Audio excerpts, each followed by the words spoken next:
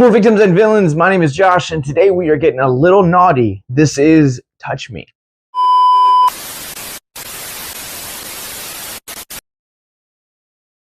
Two friends get invited by an alien to stay with him and his colleague for a long weekend, and there's a lot that ensues.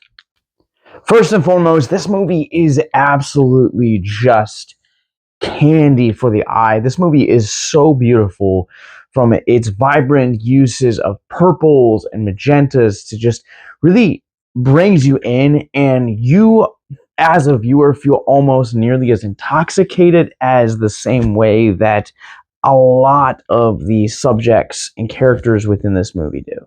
I want to specifically highlight the cinematography here from Dustin Suppencheck. Not only does he do an incredible job with the light and just the feel and the warmth of this movie, but also at the same time, it creates this really unique visual aesthetic and identity for the characters that really lends itself beautifully to the narrative that I feel like not every film necessarily pulls off really great. This one definitely, Suppencheck does an exceptional job going above and beyond, making the visual feel of the film feel almost as intoxicating and engrossing as the film's themes. This film feels like a throwback to the late 80s and early 90s era of erotic thrillers that I feel like we don't really see a whole lot of these days, and this one felt like a welcome addition to films like Basic Instinct, and I'll even say Showgirls, because I freaking love that movie.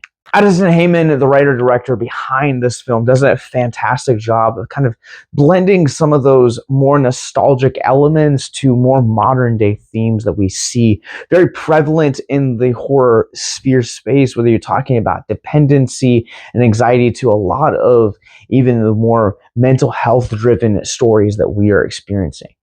I love that this film feels relatable, but also at the same time otherworldly and fantastical. And again, the otherworldly aspects of this movie, you have to think the visual aesthetics that make this movie feel really just as bonkers and beautiful as it does. I'm sorry, if you can't tell, I can't get over how gorgeous this movie looks. Like, just chef's kiss. It's the real star here. But speaking of stars, Touch Me is one of those very rare movies where every performance is firing on all cylinders. It also allows some few character surprises to happen throughout the film's third act. Now, again, don't get me wrong, this film definitely has its moments where it is most certainly a predictable narrative at certain story beats, but overall, the performances here really allow a lot of those performances and the script from Heimann to really be elevated because of the performances here. Olivia Taylor Dudley, absolutely exceptional performance here. There's a layer of vulnerability that I absolutely adore here, and really does kind of take this performance to the next step. It really does show her range as an actress here as well. Taylor Pucci, who most people may actually know as one of the key characters from the 2013 Evil Dead remake, again, just has such an elegance but also charisma around him that is hard to deny, but also at the same time makes him one of the most fascinating characters within this movie, and really part of the driving force, because between his character and Dudley and some of the other character interactions, you're just constantly fueling this what happens next question. The pacing of this movie is absolutely impeccable. Never once does this film feel like it is rushing or dragging. It feels like it just kind of has this perfect sync to it that really, while yes, the first act definitely feels like it takes its time to kind of set up the story, once it enters into the second act, it just kind of starts to have this really quicker, brisk pace. But it's at that pace that really just this film kind of turns into this casual best friend story to just this bonker love triangle that just is fueled with sex and aliens and just. And with that said, I think I'm ready to let this go into our Rorschach rating scale.